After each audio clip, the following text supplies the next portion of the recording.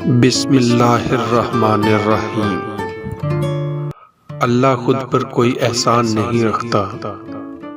اگر آپ نے اس کے لیے کوئی چیز چھوڑی ہے تو وہ آپ کو اس سے بہتر نوازے گا۔ اللہ پر ایمان رکھو۔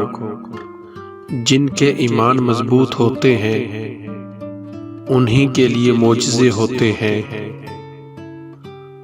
خدا جب درد دیتا ہے تو تسکین بھی دیتا ہے، تو مانگ اسی سے تسکین، صبر اور اس کی مدد، پھر تو رحمان کو رحیم ہی پائے گا۔ اللہ کے آگے جھکو، اللہ کسی کے آگے جھکنے نہیں دے گا۔ اللہ کبھی بھی کسی کے لیے بھی اپنا دروازہ بند نہیں کرتا۔ اللہ واپس آنے والوں کے لیے ہمیشہ اپنا دروازہ کھلا رکھتا ہے،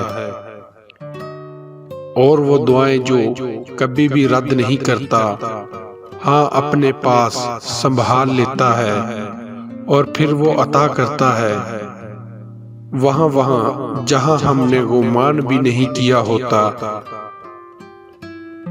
اور جب تمہیں ذکر الہی سننا اچھا لگنے لگے تو جان لو کہ تمہیں اللہ سے اور اللہ کو تم سے محبت ہو گئی ہے۔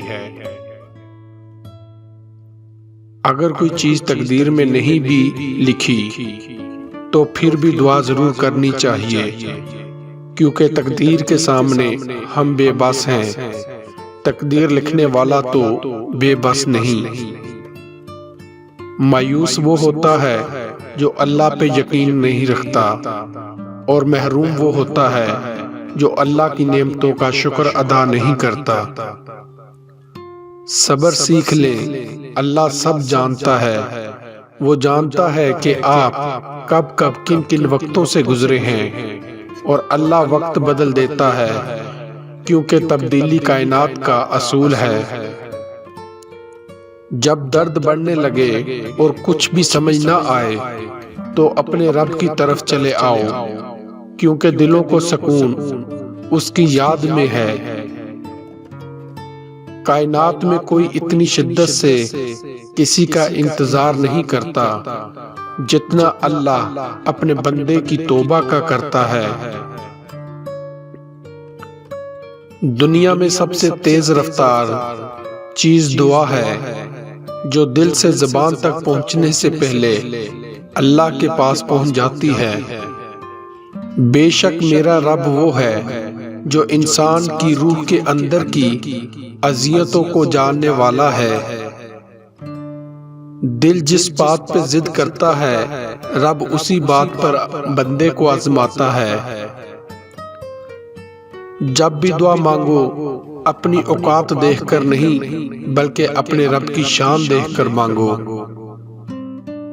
دنیا میں سب سے مطمئن لوگ وہ ہیں جنہیں اپنے معاملات اللہ تعالیٰ کے سپرد کرنے کی عادت ہو، اور ہمیں پتہ بھی نہیں ہوتا کہ ہمارا رب کس کس مقام پر ہمیں گرنے سے پہلے تھام لیتا ہے۔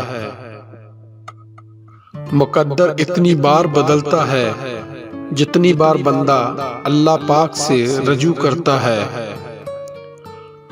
مخلوق کی خوشی کے لیے اللہ کو ناراض نہ کرو۔ اگر اللہ سے تمہارا راستہ کٹ گیا تو پھر کوئی بھی تمہارے کام نہیں آ سکتا۔ جن گھروں